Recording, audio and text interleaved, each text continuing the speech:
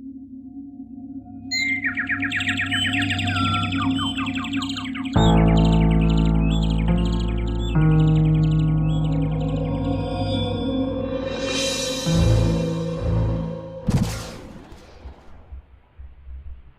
welcome once again to the Imaginary Gallery. It's TJ, your host.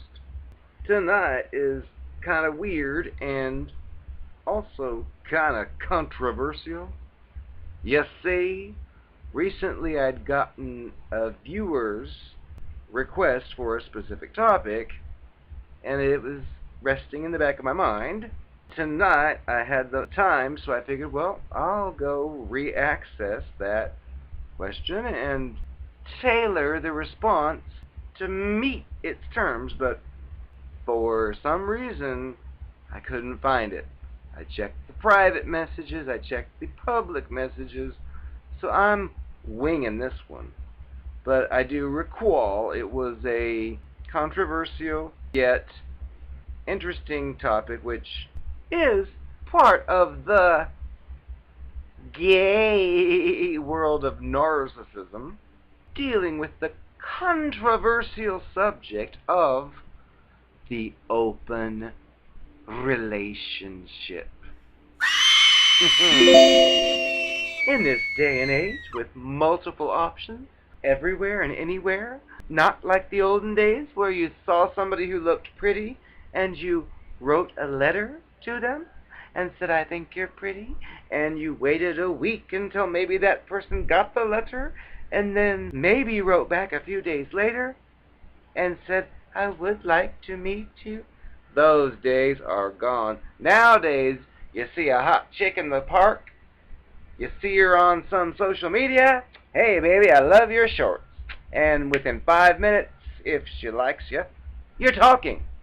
That description was regarding open queer relationships, to let you know that in today's day and age, it's instant. If you're looking to secure a partner for emotional security and the basic desires many humans have, such as emotional security, you also have to accept and deal with the fact that this crazy world's going on with all these multiple options for anything at any time of the day. But since this is typically a cluster B monster experience that we discuss here, we'll start back in history. I was in a decade-plus relationship with one person, which didn't really even say, okay, we're going to be in a relationship. It just kind of happened and then kept going. We'll start there. I already had taken courses in college before I graduated and learned about interpersonal relationships, endorphins, how when you first meet somebody, it's exciting, and typically after 3 years, the feelings aren't as strong, and many divorces occur after 3 years. And I was like learning all this, and then was also involved in this thing, and I was trying to like take it all by the reins to say, hey, by the way, I learned in my class that I know we're having fun together right now and we just love each other's company, but chances are after 3 years that may be gone. And the point of this is, that doesn't mean we've fallen out of love. It just means those feelings go away. It was kind of like saying, okay, well, this may happen, so if it does, let's just recognize it for what it is, because I was optimistic. Please, I shouldn't have been, but I digress. There are all these options available, so when you actually do find somebody you kind of get along with well and you want to settle down with them, it's well known what else is out there. So the concept of the open relationship is probably more common now than ever before. So after many, many years of being with the same person and pretty much experiencing this thing that was anticipated, the idea of open relationship came into play. Because if you're in your 30s and you're not doing the stuff you used to do, it can be a concern in the bedroom. If you've got a stable life with your partner, but that little sex thing is just missing or not where it should be, well, it would be natural for me to say, hey, we've been together all these years. That friend of yours was kind of cute. An effort to try to like rekindle something. It's like, why don't you see if that guy wants to come over and maybe play with us? Thinking it would like bring in some kind of stimulation for both of our sakes. And what happens with the narcissistic monster? You'll hear, oh, that is sick. That is terrible. You like him? How could you say that? And I'd be like, so much for honest communication. Because I have been researching open relationships, and the universal requirement for such a thing to be successful is honest and open communication. And like in this case, the person is not putting out like they should, and here you or I am saying, I knew this would happen, so maybe we should consider this, because you don't want to ruin and end everything, because everything else may be fine, but at the same time, you're still a human being, so it's like, how do we compromise in this? Well, that person was cute, oh, you're sick, you're disgusting, how could you even say that? Oh, you must want that, la la la. Well, that kind of crap is abuse, and it goes on, because you know yourself that you're a human being, and you're with another one, and you're like trying to explore what's going on through your head, thinking, well, maybe this could do something, and the other one is like a brick wall. Well, in the narcissistic cluster B monster world, what typically ends up happening is, like in this example, the friend that I said, hey, that friend's kind of cute, why don't you see if this or that? Turns out the partner has already been there. They've already played with that, and to hear you, their compartmentalized partner, saying, he's cute, you will be attacked and told you are sick, when this person, of course, knows it's messed with that person and wants to keep it that way, that it's outside of your compartment and inside of his, which is exactly why there's no such thing as a successful open relationship if you're dealing with a cluster B monster, because that kind of thing would require honest communication, genuine caring for you as a partner. And the problem is, these narcissistic cluster B monsters are emotionally retarded. They are children. Their ideal world would be that they have a steady partner who's beautiful and friendly and whatever, and they tell this partner, you're the only one for me, and then say, oh, I've got to go out of town, and then run off with other tricks. And that would be like the perfect life for these narcissistic monster children. They don't even realize or comprehend that the partner they're supposedly in love with may have independent thoughts of its own, may have its own tastes and interests. Oh no, that's all off limits. So when that partner mentions, hey, I was kind of interested in that one person, what do you think? Well, the narcissist person has already been with that person, more than likely, so the response will be like before.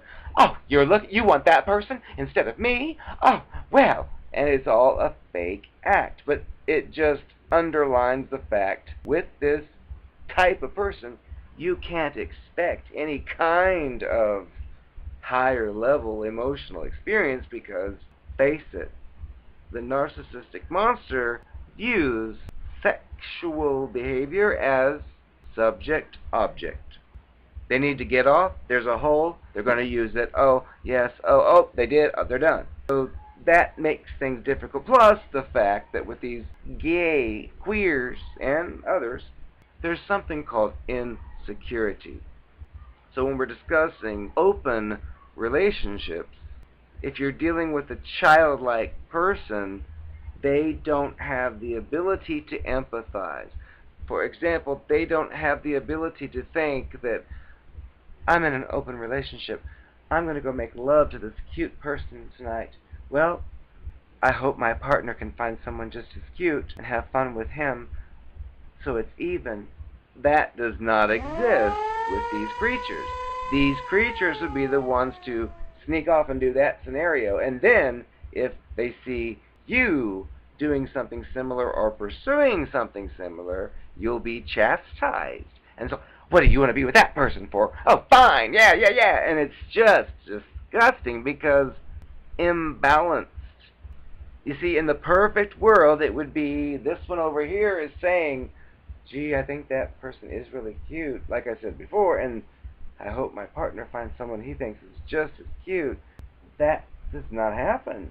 It's just like not an option.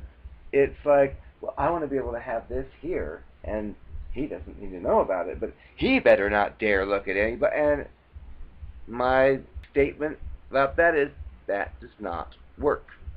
You're dealing with an emotionally retarded person who is not even in touch with its own emotions, and yet is trying to be all big grown up and want to be in a relationship with you.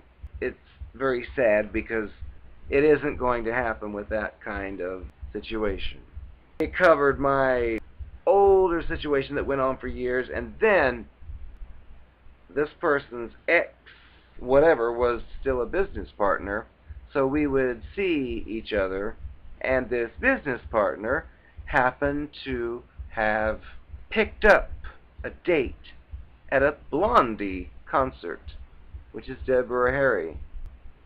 Well, they fell in lust and whatever, ended up living together and blah, blah, blah.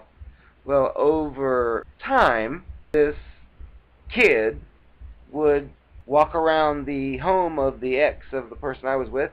We'd go over there sometimes for parties or for fun. I noticed this young kid liked to walk around nude. This kid was nice looking, young, wasn't like completely shaped like a muscular person, but had the basics going. I was there at the house, knowing it was with its partner, and it would walk around naked, and of course I'd be like looking like any man, whether it's straight or queer. If a nude person of the preferred gender walks by, you're going to look.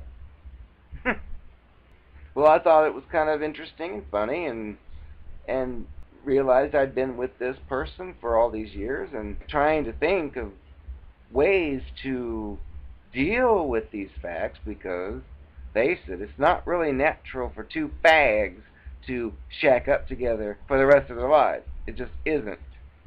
No matter what these fake narcissist fools will try to brainwash you into believing that they don't follow.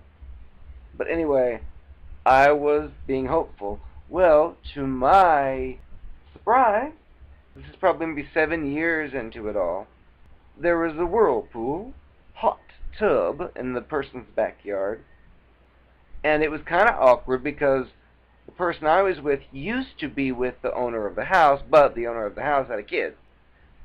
Well, I was being friendly and happy and thinking, well, we're all guys, let's have fun.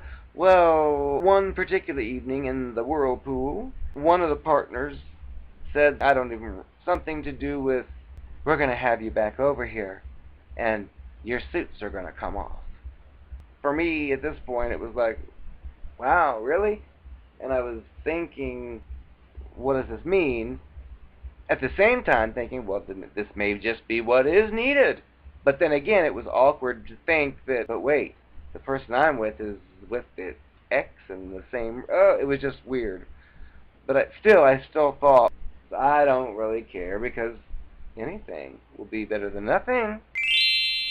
The next time, sure enough, swimming suits came off, which I didn't really believe would even happen. And I'm guessing that maybe it was a test I was supposed to fail and run away from, but I didn't. I was like, really? Well, I'm willing to try anything. And so here we were, 4 nude bags in a hot, swirling whirlpool. And I was thinking, well, that's the way it should be. We're all here because, in my opinion, I would much rather be in that kind of situation than be in a fake Stepford wife relationship with someone who acts perfect in my presence and then runs off to whirlpool after whirlpool with stranger. I figured, well, in this strange world, I'd much rather be there with you doing this. I mean, it's just adapting to the surroundings. I'm supposing or guessing I was supposed to be freaked out or something, but of course I wasn't. And I was like fascinated, and guess what? The monster couldn't have that. I guess I should have been shocked and said, I never want to do that again, but instead I was like, wow. So I was shocked to be told, like the following week, thinking of a new lifestyle was beginning, I was told, oh, they've decided they're not doing that ever again. Which, now that I think back on it, was probably a manipulation. It probably told them, oh, he was sickened by all that, and then told me, oh, they don't want to do that, and it really doesn't matter now, but ugh. That's the kind of stuff they'll do, because what? They're selfish, evil, emotionally retarded children who want to have all the fun for themselves. The moment you, their partner, wants to join in that fun, they can't have it. And that, my dear, is why these types do not work with an open relationship. In fact, if you're dating a cluster B, you're already in an open relationship. It's what I've defined as half open. Open on their end. And I've met so many of these when I've the new one that's saying that relationship crap is like, yeah, you want a half open relationship. And that's exactly what they're after. They compartmentalize everything, so you are in this box of, oh no, I just want to be with you, and then over there is, oh, I'm with you too, and you too, and you too. And my point is that's retarded and does not work in adult life. Yet these creatures seem to think that they're going to eventually beat the odds and use their scam tactics to lasso in some poor target that's going to stick with them forever. It's time for a disclaimer. The video we're discussing tonight is in no way my endorsement or recommendation for open relationships. It's basically a discussion based on the viewer's request, and I'm trying to tie it into a personal experience. However, there will be another edition, because this one is kind of negative. Everything's pretty bad. There'll be a part 2 that will cover a positive aspect of this same concept. So, again, I'm not here endorsing that you all go out and have an open relationship, because, like in my case, that was never the intention. I didn't ever say, oh, I want to wake up one day and have an open relationship. No, I kind of fell into a relationship after the normal feelings drifted away.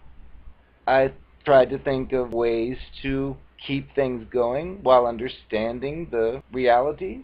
With the temptations of this child, I figured, well, I like to look at that. I bet he does. So, and I'd be looking for like the open, honest communication, so that maybe the both of us could agree, oh yeah, that is kind of cute. Yeah, I used to look like that when I was young. But no, none of that exists. The open type part just seemed exciting and alternative to just saying, oh, let's call it quits. But speaking of like other open relationship type situations, brings my memory back to something I did mention in another video. When I was very young and had really found somebody I was attracted to and was on my own for the first time, and turns out this person was a narcissistic whore. It would go to these bars at night, go home with people all the time, and of course I was one of those people once, thinking that, oh wow, this is great, and we hung out some regularly, and now that I think back on it, it's like, this is classic cluster B monster, because I was led on like I was somebody special in its life, but at the same time, it would sneak off to that bar every night and bring its briefcase and have its panties and its toothpaste in there so it could spend the night elsewhere. And I was new to all this. I didn't know people did this stuff because I thought, well, if you find somebody you really like, then the two of you are together and have fun. This one was, you're claiming it wanted to be with me, but then at the same time was doing this other extracurricular stuff. And at one point I finally said, well, it's obvious, because I'm trying to be realistic, because I don't live in that fantasy world these people do. I was like, well, clearly we've been seeing each other for this long. It's obvious you still want to do these other things. So I figured, well, maybe I should do those other things too, and we can see each other when we're free. And of course there was the objection. That's not what I want. Well, who cares what the you want? These people are children. They think that they should be able to play around with anybody and everybody, but you better not. And they don't seem to understand the big problem with that picture, because they're retarded. Another situation, this came after my 11-year thing, learning what was really going on, knowing about the desires I kept suppressed for the longest time, just thinking, well, I'm involved in this, so although it may be tempting to go and do that, well, my priority's here, only to find that the other half of that priority was actively playing with those things. So I thought, you know what? That must be what people do. And then learning about these online web application dating site type things, and thought, well, look at that. Married but dating. Look at that. In a relationship. Open. Oh, and I see all this stuff thinking, well, I see all kinds of variations here.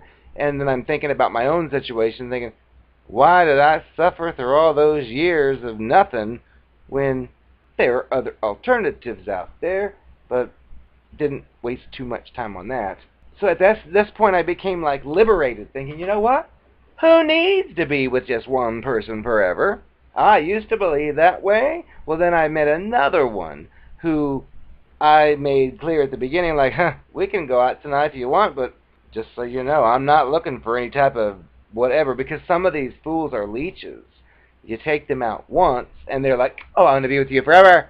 And I knew that, so I don't want anything like that. But I still went out anyway, because you don't want to deprive yourself of anything or everything.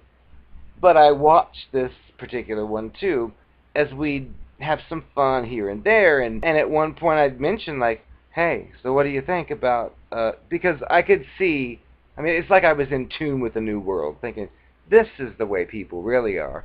What I went through was some kind of MK Ultra mind control, where I'm supposed to think that the old-fashioned, old-day, whatever, Leave It to Beaver type circumstances are going on, which are not. And it's like, this is the reality. The one I was with did it. Its friends did it. Its ex did it. They're all doing it, so if you can't beat them, join them.